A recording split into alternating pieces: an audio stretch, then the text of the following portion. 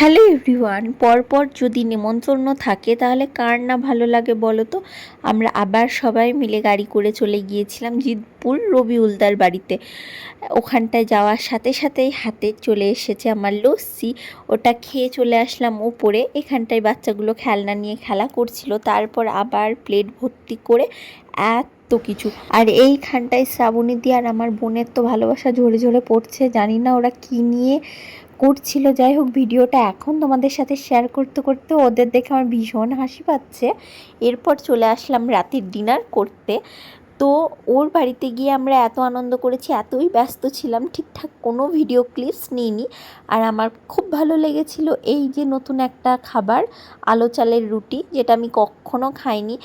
বৌদি আমাদের জন্য অনেক অনেক কিছু রান্না করেছিল, ক্ষীর, দই, মিষ্টি, 2 রকমের মাংস। এখানে ওর ভিডিও ক্লিপস আমি নিচ্ছি, আমার ভিডিও ক্লিপস ও নিচ্ছে।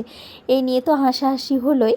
আর আমি যেহেতু দই খুব একটা বেশি পছন্দ করি না, বাট দইটা এত সুন্দর বানিয়েছিল যে বলার মতন না।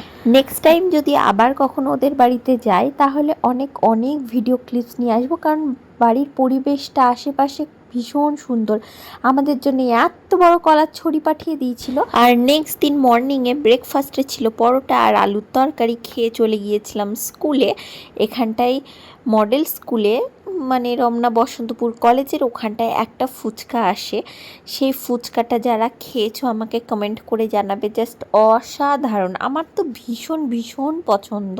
আমি স্কুলে গেলে কিছু খাই না খাই, কাকুটার কাছে ফুচকা অবশ্যই খেতেই হবে আমাকে, এরকম একটা ব্যাপার।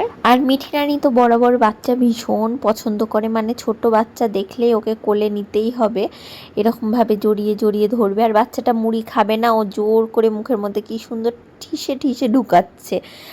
আর বাচ্চাটা তো লাস্টে কান্নাই করতে লেগেছিল, এত ভালোবাসা এত আদর আর নিতে পারছিল না বেচারা ছেলেটা। ওইদিকে স্কুল ছুটি হতে না হতে ছেলে বেরিয়েছে, সঙ্গে সঙ্গে দাদাভাইয়ের কোলে ওঠা হয়ে গিয়েছে। এই ভিড়ের মধ্যে এমনিতে আমার ছেলে নিজেই ছোটোর বোনটাকে টানতে পারছিল না। এটা হচ্ছে আমার ছেলের ফ্রেন্ড, ওকেও ভীষণ ভালোবাসে মিঠি। বাড়িতে এসে দেখো লিপস্টিকটার পুরো 12টা বাজিয়েছে, নিজেও ভূত হয়ে মেখে বসে রয়েছে ওর সাথে, ওর পিপিকেও মাখিয়ে বসিয়ে রয়েছে। এরপর পরিষ্কার করিয়ে আমি ছেলেকে দিকে পড়তে বসিয়েছিলাম, আর মিঠি রানী কোনো মতে পড়তে দেবে না। পাপা বলো, মা বলো, মা বলো। পেতু দিদি বড়া করেছে, চলো আমরা বড়া আনতে যাব। তালের বড়া করেছে মা, বড়া করছে টেস্টি টেস্টি। মা তোমারও হয়ে গেছে কেন? না, শ্রাবণী দিয়ে আমি দুজনে মিলে খাবো, তো একটু বড়া একদম না, কেউ আমাকে তাল দিলে না। আমি ছেলেকে পড়াচ্ছিলাম। আমি একদম তাল, আমি আমার নাতি নাতনিকে দেবো, তোদের কাউকে দেবো না। ঠিক আছে, ওদেরকেই দাও। এই বাটি হাতে আয় তো, তোদের কাছ থেকে তুলে তুলে খেয়ে নিব। বাটি নে, বাটি নে, বাটি নি দিদিকে চা। তরকারি করেছি, তরকারি খাওয়া যায়। ও আবার বলছে দাও দাও দাও। এই তরকারি করেছি, গোটা বাড়ি মহমহ করছে, সত্যি এই তরকারিটা সেন্টে গোটা বাড়ি মহমহ করছে। তোর এই তরকারিটা তোর ওই যে হোটেল বন্ধ আছে না, এবার যারা 2-4 জন খায় ডাক্তার টাক্তার, তাদেরকে তো রুটি আমাকে দিতে হবে। সেই জন্য এই তরকারিটা টমেটো দিয়ে আলু দিয়ে কালো জিরে ফোড়ন দিয়ে লোক করলাম, ওরা সবাই খাবে। ভাই তো আমাদের খেতে লাগবে। এটা বড়া দেখ, বড়া দেখ, একবার খুব সুন্দর হয়েছে বড়াগুলো। সবারই দেখে দেখে মিঠিও চলে এসেছে তালের বড়া খাবে বলে। মিঠিকে বড়া দিয়েছে, ওই বাবারে কত বড়া। চলো চলো খেতে হবে, হ্যাঁ হ্যাঁ চলো, পড়েই তো যাবে গো।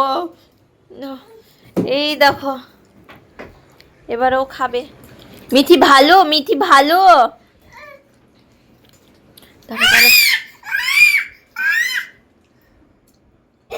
এরপর রাতের ডিনার কমপ্লিট করে ঘুমানোর প্রস্তুতি চলছে। তো আজকের ভিডিওটা এখানেই শেষ করছি, দেখা হবে নেক্সট আরও একটা ভিডিওতে।